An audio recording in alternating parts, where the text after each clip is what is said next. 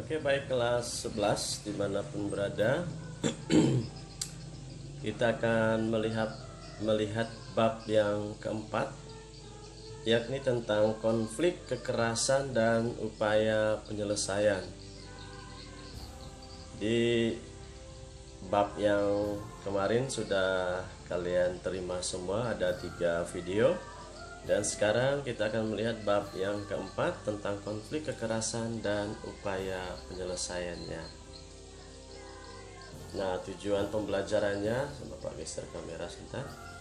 Tujuan pembelajaran mendeskripsikan pengaruh diferensiasi sosial dan stratifikasi sosial, mengidentifikasi berbagai konflik sosial dalam masyarakat, mendeskripsikan sebab-sebab konflik, mendeskripsikan kekerasan, mengidentifikasi upaya penyelesaian konflik dan kekerasan. Jadi dengan mempelajari bab ini, siswa-siswi sekalian bisa melihat pengaruh diferensiasi dan stratifikasi dalam bab yang lalu sudah kita pelajari. Lalu yang berikut bisa melihat mengidentifikasi berbagai konflik dalam masyarakat, melihat sebab-sebab konflik, dan mendeskripsikan kekerasan. Jadi yang terjadi itu bisa kalian deskripsikan atau sederhananya bisa kalian ceritakan. Dan berikut mengidentifikasi upaya penyelesaian konflik. Nah, ini penting, harus sampai pada upaya untuk menyelesaikan konflik. Berikut kita lihat. Nah, dalam materi bab 4 ini kalian bisa melihat nanti peta konsepnya demikian: pengertian, penyebab, proses terjadinya, macam-macam konflik, kekerasan, dampak konflik, upaya penanggulangan konflik dan kekerasan. Oke, baik. Pengaruh stratifikasi dan diferensiasi seperti yang sudah kita pelajari. Jadi ada primordialisme dan ada etnosentrisme. Kalau primordialisme adalah paham yang menganggap kelompoknya paling unggul, itu primordialisme, kelompoknya itu unggul. Kalau etnosentrisme itu paham yang berpusat pada kebudayaannya sendiri, mengunggulkan kebudayaannya sendiri. Etnos itu budaya, sentrisme itu berpusat, center, berpusat. Jadi etnosentrisme berpusat pada kebudayaannya sendiri. Kalau primordialisme, paham yang menganggap bahwa kelompoknya itu paling unggul. Pengaruh stratifikasi juga ada politik aliran, merupakan keadaan di mana sebuah kelompok atau organisasi tertentu dikelilingi oleh sejumlah organisasi massa atau ormas, baik formal maupun non formal. Nah, sekarang kita melihat pengertian konflik. Konflik itu berasal dari kata kerja Latin configere. Ingat ya, configere. Bisa siswa-siswi sekalian ulangi apa yang Bapak sebutkan. Ulangi lagi, configere, yang berarti saling memukul. Configere itu saling memukul. Konflik sosial adalah bentuk, nanti harus dipisahkan gambarnya ya, adalah satu bentuk perlawanan atau bentuk penolakan atas interaksi sosial yang ada dari satu pihak ke pihak yang lain ya, yang ditandai dengan adanya sikap saling mengancam, menekan, dan saling menghancurkan. Itu adalah konflik. Sebab terjadinya konflik ya karena perbedaan kebudayaan, perbedaan individu, perbedaan ideologi, kepentingan sosial yang cepat, perubahan sosial yang cepat, perbedaan individu, dan perubahan nilai-nilai sosial. Ini sebab-sebab terjadinya konflik.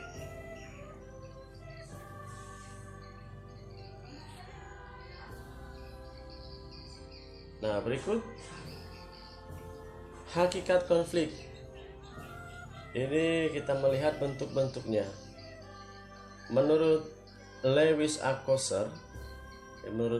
Althusser ada konflik realistis dan ada konflik non realistis, ya.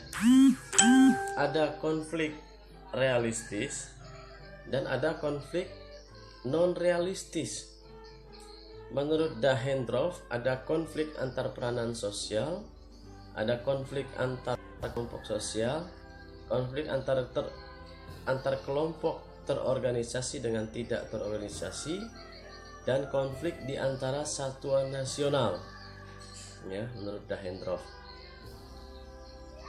Yang konflik realistis misalnya itu ada saling ancam, baku tinju.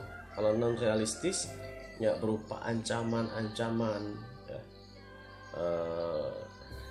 dengan perkataan, tekanan, itu non realistis. Nah, menurut Sujono Sukanto,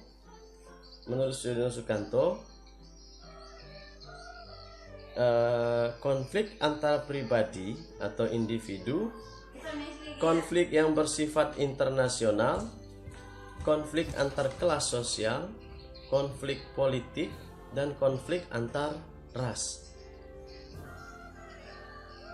Kalau ini bisa kalian lihat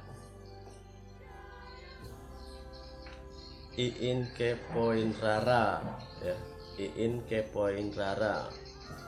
Jadi konflik antar individu, internasional, kelas sosial, politik, dan konflik antar ras. Bentuk-bentuk konflik dari sudut psikologi. Konflik dengan orang tua sendiri, dengan anak sendiri, dengan keluarga, dengan orang lain, suami istri, di sekolah, dalam memilih pekerjaan, agama, dan konflik pribadi. Nah, bentuk-bentuk konflik. Bentuk konflik dari cara pengelolaannya yang terlibat ada interindividu, antar individu, dan antar kelompok. Dari segi sifatnya ada konstruktif, ada destruktif. Dari segi posisi pelaku ada vertikal dan ada horizontal. Bidang aktivitas ada sosial budaya, ekonomi, ideologi, politik, dan hankam. Publikasi terbuka dan atau tertutup. Itu bentuk-bentuk konflik. Dampak konflik, Bapak geser kameranya. Itu ada dampak positif dan ada dampak negatif, ya. Dampak positif dari konflik itu memperjelas aspek-aspek kehidupan. Yang kedua, adanya penyesuaian kembali norma-norma, nilai-nilai serta hubungan sosial dalam kelompok. Apabila sudah terjadi konflik, maka akan ada penyesuaian kembali norma-norma atau nilai-nilai serta hubungan sosial. Jalan mengurangi ketegangan antar individu atau kelompok. Yang berikut, jalan untuk mengurangi atau menekan pertentangan yang terjadi dalam masyarakat. Yang kelima, memunculkan kompromi baru atau konsensus baru. Yang keenam, berfungsi sebagai sarana untuk mencapai keseimbangan antara kekuatan-kekuatan masyarakat. Baik, berikut dampak negatif. Dampak negatif yang pertama, meningkatkan solidaritas sesama anggota kelompok, ya. Hanya di dalam anggota kelompok saja solidaritasnya. Retaknya persatuan kelompok, perubahan kepribadian individu. Karena konflik menyebabkan pribadi-pribadi tertentu merasa tertekan sehingga mentalnya tersiksa. Hancurnya harta benda dan bahkan menyebabkan ada korban. Dan terakhir, akomodasi, dominasi, bahkan takluknya salah satu pihak. Nah, manfaat konflik. Konflik dapat meningkatkan solidaritas kelompok. Konflik juga dapat berfungsi sebagai alat perubahan sosial. Jadi konflik itu dapat meningkatkan solidaritas kelompok dan bahkan dapat sebagai alat untuk perubahan sosial. Nah, kita sekarang melihat kekerasan. Menurut Kamus Besar Bahasa Indonesia, kekerasan didefinisikan sebagai perbuatan seseorang atau kelompok yang menyebabkan cedera atau matinya orang lain atau menyebabkan kerusakan fisik atau barang orang lain. Kata kuncinya itu ada cedera, mati, kerusakan fisik atau barang.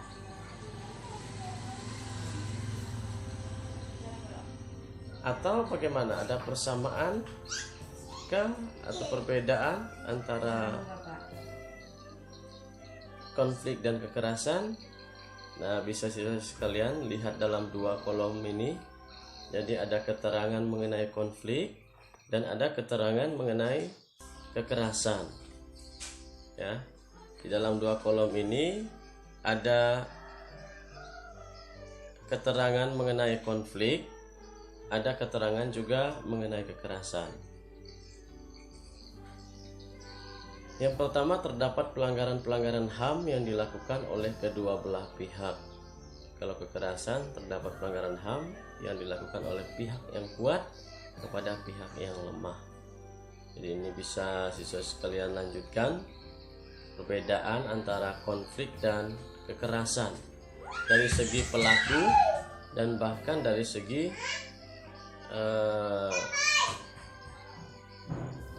sasaran dari konflik itu sendiri. Ada suara-suara kecil yang mungkin mengganggu, tapi tidak apa-apa, konsentrasi saja pada penjelasan yang Bapak sampaikan. Nah, hakikat dari kekerasan kita sudah melihat perbedaan, sekarang kita melihat persamaan konflik dan kekerasan. Kedua-duanya itu merupakan salah satu proses sosial dalam bentuk disosiatif. Ya, proses sosial dalam bentuk disosiatif atau dalam bentuk yang dapat menghancurkan disosiatif. Kalau asosiatif itu suatu perkembangan, satu proses sosial yang positif. Tapi kalau disosiatif itu satu proses sosial yang negatif. Kedua-duanya terdapat pelanggaran hak-hak asasi manusia. Dan ketiga, kedua-duanya membawa korban kerusakan harta benda, cacat fisik atau korban, bahkan korban nyawa. Ya.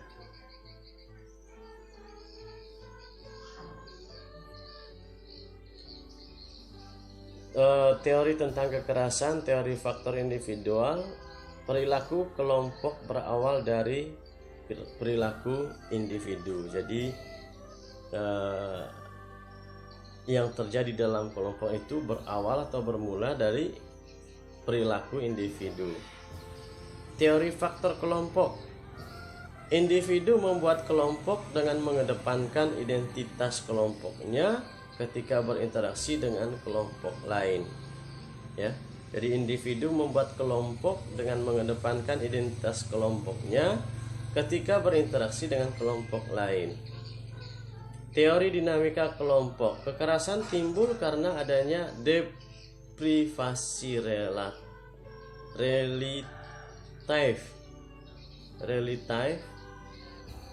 Ya. Relatif ini kehilangan rasa memiliki. Deprivasi relatif itu kehilangan rasa memiliki. Nah, atau sense of belonging. Jadi kehilangan rasa memiliki, kehilangan sense of belongingnya yang terjadi dalam kelompok. Jadi rasa memiliki itu tidak ada di dalam kelompok. Nah, penyelesaian konflik ada yang disebut konsiliasi, mediasi, arbitrasi, segregasi, dan ada yang disebut dengan adjudikasi, stalemate, coercion, dan ada gencatan senjata. Ini Koersion ini pakai T ya, salah ini, salah ketik, jadi koersion. Nah, kalau konsiliasi itu pihak ketiga mempertemukan keinginan pihak yang berkonflik. Jadi ada pihak yang berkonflik, katakanlah A, ini B. Jadi pihak yang berkonflik ini dipertemukan oleh pihak lain, ya, dipertemukan oleh pihak lain. Ada pihak lain yang menginginkan penyelesaian. Jadi mempertemukan kedua belah pihak. Mediasi pihak ketiga sebagai penasehat dan arbitrasi pihak ketiga sebagai penentu keputusan. Jadi mediasi dan arbitrase atau arbitrasi ini sama-sama pihak ketiga, ya, menghadirkan pihak ketiga. Katakanlah ini yang berkonflik A, ini yang berkonflik B. Kedua belah pihak ini menghadirkan pihak ketiga, itu mediasi dan arbitrasi. Bedanya kalau mediasi, pihak ketiga yang dihadirkan itu hanya sebagai penengah atau penasehat. Tapi kalau arbitrasi, itu pihak ketiga itu adalah penentu keputusan, bersalah atau tidak bersalah, dihukum atau tidak dihukum. Segregasi itu mediasi konflik dengan cara menghindar, ya, menghindar. Jadi ini sudah ada 4 bentuk mediasi, ya, cara untuk menyelesaikan konflik.